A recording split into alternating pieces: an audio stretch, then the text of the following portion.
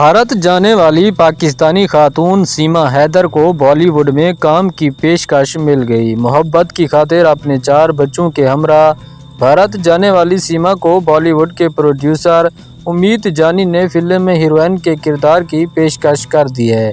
بھارتی میڈیا کے مطابق سیما کو یوپی پروڈکشن ہاؤس جانی فیئر فوکس کی جانب سے فلم کی آفر کی گئی، تاہم یہ فلم سچن اور سیما کی لو سٹوری کی کہانی کے بجائے راجستھان میں قتل کیے جانے والے ٹیلر کنہیا پر بنائی جائے گی۔ بھارتی میڈیا کا دعویٰ ہے کہ سیما حیدر کے ساتھ ان کے شوہر سچن کو بھی بالی ووڈ فلموں میں کام کی آفرز آ رہی ہیں، تاہم ابھی تک دونوں نے اس حوالے سے کوئی فیصلہ نہیں کیا ہے۔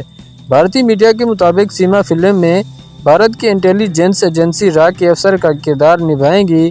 فلم کی آفرز ملنے کے بعد سیما سچن نے فلم ڈائریکٹرز جیانت سنہا اور بھرت سنگھ سے بھی ملاقات کی ہے۔